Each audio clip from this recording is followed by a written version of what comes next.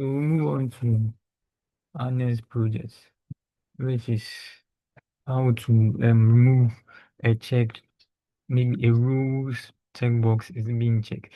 So first, we start with our public class, which is the skeleton. Let me double click on the form UI. Now, data grid view one dot column index zero dot name,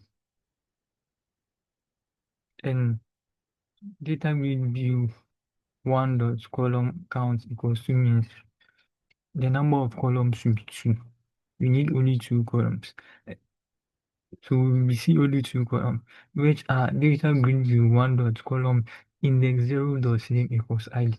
In programming, we count from 0. So the first index is 0, which is name id. Data grid view one dot columns index 1 dot name is name. We move on to add to declare another variable named as chk which is the short form for checkbox column, which is assigned to a data grid view checkbox class. So this checkbox, this chk.co, is name select, which is the chk.name is called select, and its header text is select.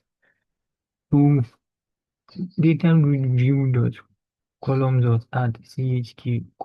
This adds the chk variable we declared earlier as a new column to our data grid view. So we move on to add some rules with some data. So we added 3 rules, which is the data grid view one dot rules dot add with some data 1, John, and false. False indicating that by default the checkbox should be unchecked. Same applies to the rest of the rule.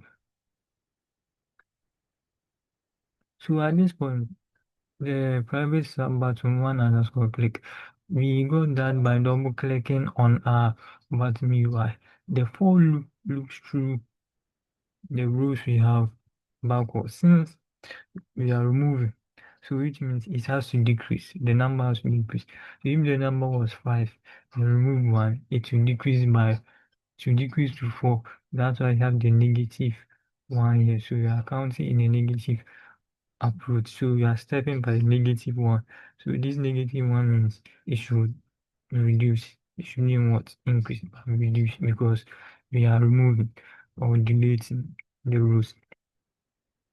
So this checks if the if not row dot is new row. It checks if the row isn't empty. So if all conditions are met, the row which is being checked or the rows which are being checked are removed. We'll have a look at how the UI works.